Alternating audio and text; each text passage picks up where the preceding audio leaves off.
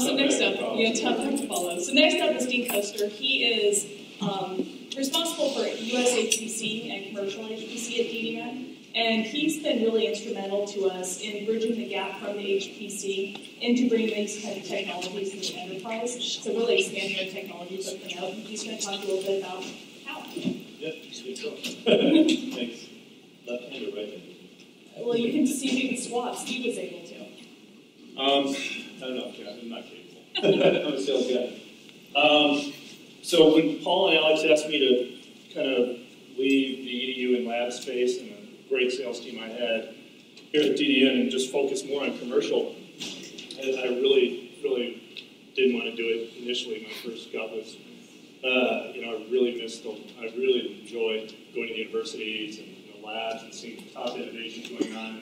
And I thought, how am I going to fit into a commercial side, sales totally focused? And what I found was that you've got, basically, they're hiring from that group of people. So you end up going over into commercial, meeting guys just wearing a different badge, same smart people, just on the commercial side. So I was really happy to see that, and I've really enjoyed the team's meeting, and they're doing some great things on the commercial side. We'll talk a few examples today about that, but I'm going to really parlay a lot of stuff that Alex talked about earlier into really what I see from this early observation and how it's what's going on the commercial side, and you're going to see a total correlation to what's happened in academia as we bring it over into commercial. So, commercial side, they're looking not just at innovation.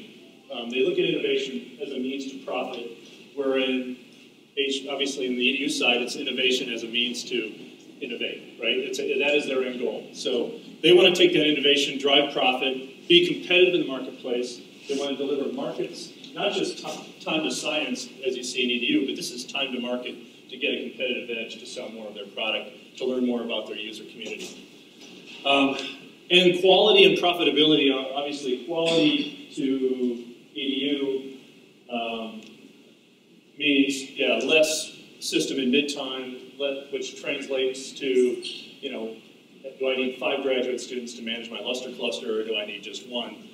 In commercial, it's, do I have to hire 5 system engineers to manage my cluster, or can I do it with just 1? So to them, it's dollars coming off the bottom line, a little bit more dramatic compared to the EDU space. But so the other thing that I've also noticed is that the storage and networking of today in commercial side, excuse me, has not advanced to the level. You've got IT, typically you have, I'm not going to disparage all my commercial customers here, but typically you've got the old IT side of the house, which is used to making decisions based on 5 nines, based on ease of management, based on those things, now colliding with large data requirements, high performance requirements, and those typically have not married very well.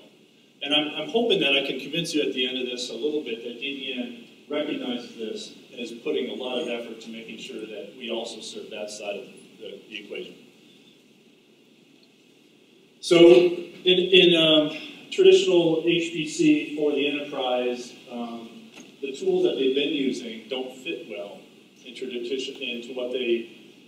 where they want to go in their performance and the requirements for their end users.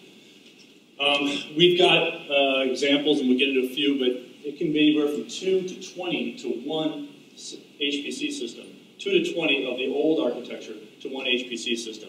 And we'll talk a little bit about that and the impact that it has meant to how keeping up with Moore's Law on the compute side has been a storage bottleneck in the enterprise. So you can buy a lot of compute, you can buy the latest and greatest CPU architecture, but they haven't been able to feed that performance. And so, hence, Intel's investment in Luster, Intel's investment in SSD, they want to help remove any kind of I/O bottleneck so they can sell the highest performance CPUs.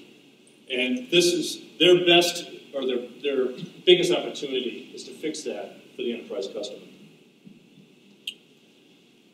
If you look at past architecture of HPC in the enterprise, you've got the typical monolithic SMP boxes. Now and NAS filers and GIG now moving to, the servers, the commodity server architectures, diskless administration. They're provisioning through smart software and smart software stacks to get the data and the jobs scheduled on diskless nodes. They're running centralized file systems now.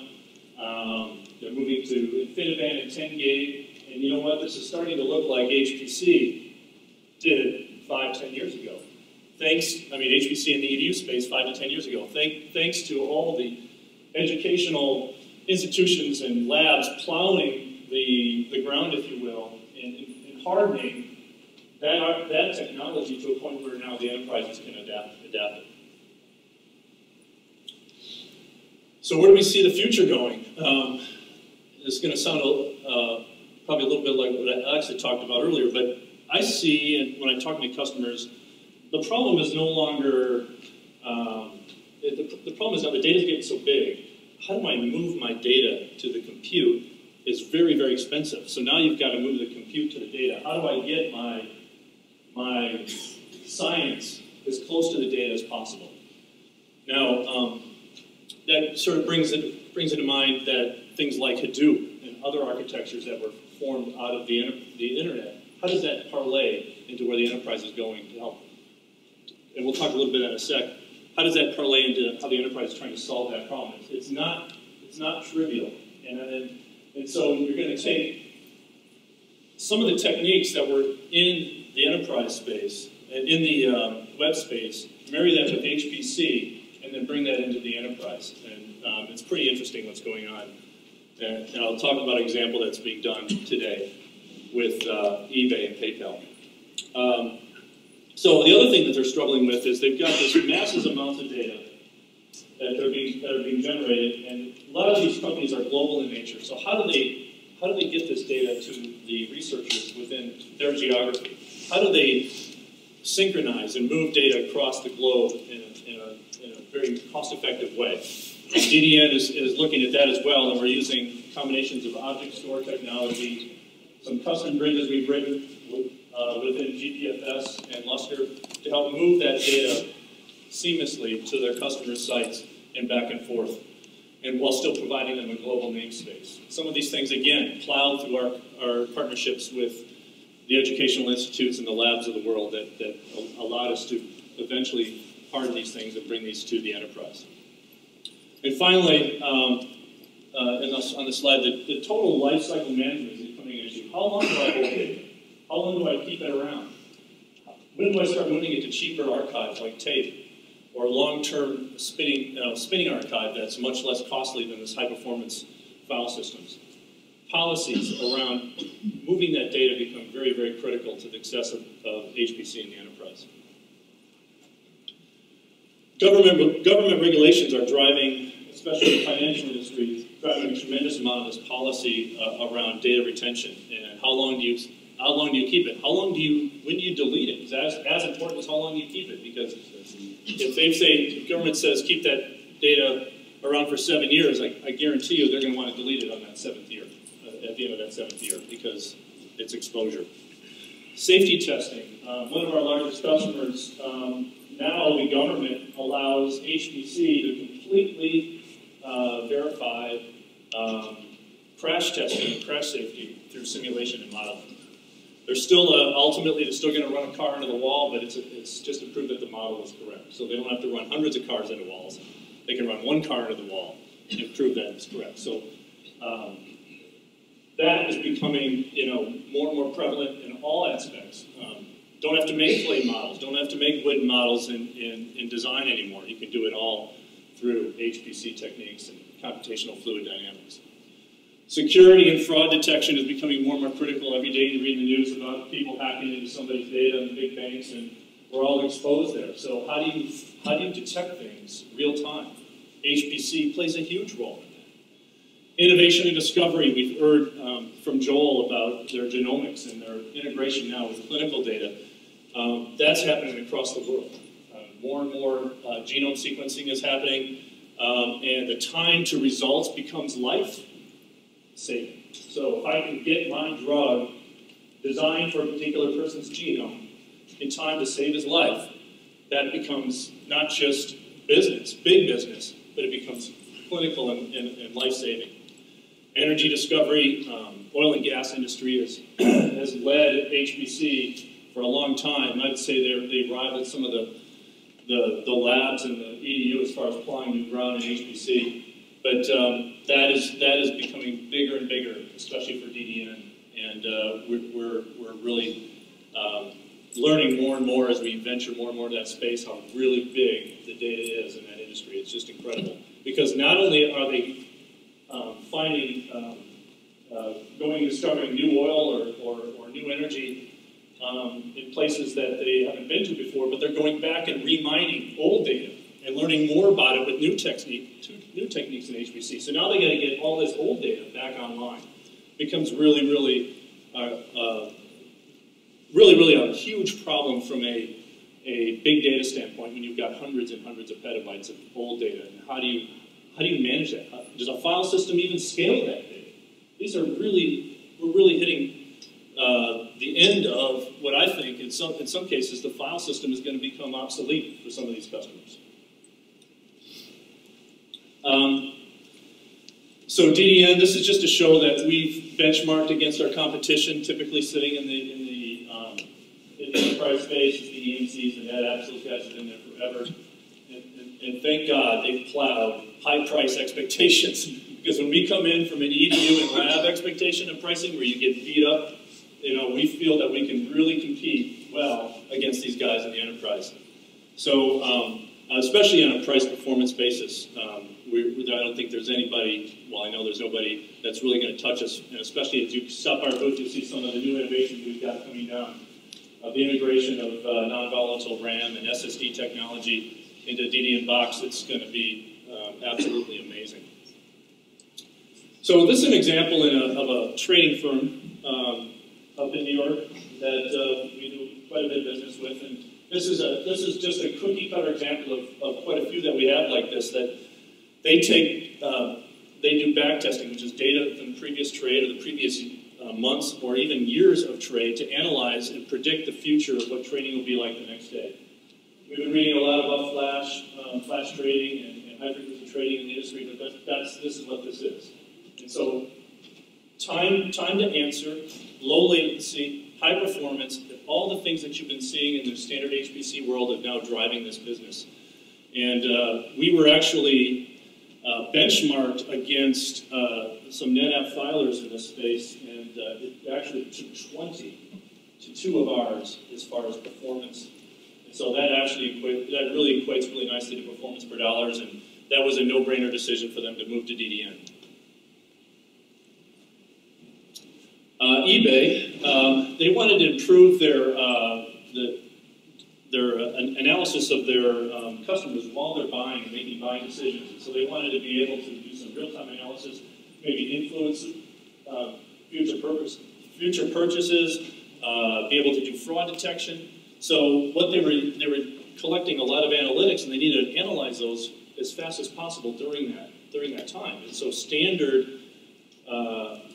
they tried to do even. Standard Hadoop architecture did not work. They needed a system that they could scale storage and compute independently.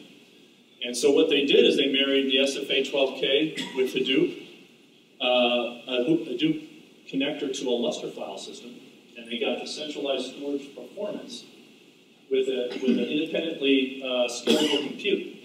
And the results of their processing was significantly where they accelerated their time to results by 400%. And they're able to do this essentially real time now, and rolling that out throughout the organization.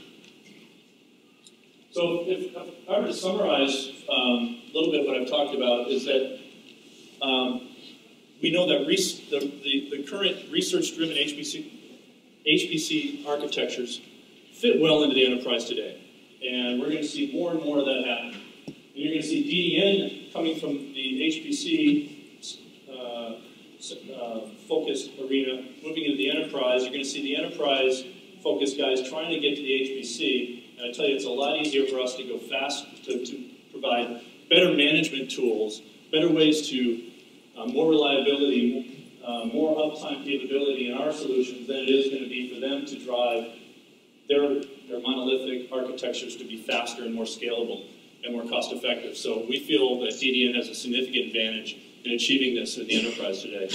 We see tomorrow going the way of that file systems, as these things scale larger and larger, become more and more obsolete. There'll always be a place for them, but when file systems become to the billions of files, hundreds of millions of files, you're going to find that file systems just start to really diminish in their ability to perform, to keep up with the demand of the performance. And object storage is going to be blended and if you will, mesh together with file systems, become more efficient architecture of the future.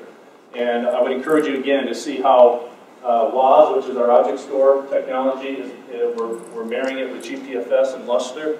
I encourage you to come by our booth and see how that works together to create still a single unified experience for the user, but allow you to tier into more scalable, more cost-effective architectures of the future, such as object store. We have one object store. We have one company that's using our object store today that's well over 200 petabytes, hundreds of billions of objects, and they're definitely pushing us to keep our architectures at the forefront and our capabilities in solving these large-scale issues as a market leader.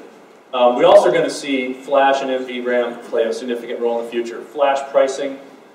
Flash is going to get larger. You're going to see 4 terabyte, 8 terabyte Flash devices. You're going to see the Flash and NVRAM coupled together. You're going to see non-volatile RAM offer the even faster performance than even Flash, and you're going to see that price come down. You're going to see these two markets compete for your dollar, and you're going to see this is going to become more and more prevalent as the standard storage mechanism above spinning media. So with that going on, you're going to see storage start more and more to remove the bottleneck of performance, hopefully pushing some of that back into the compute side, and you're going to see them have to catch up to storage and I/O for a while. And then lastly, we touched on it earlier, but the cloud, it can't be ignored. It's absolutely there. It's going to become more and more part of your decision of rent versus buy. And we believe DDN is going to have some fantastic products in that area. So we encourage you again to stop by our booth, and we'll talk to you about some of that under NDA. And we look forward to seeing you. So thanks for your time.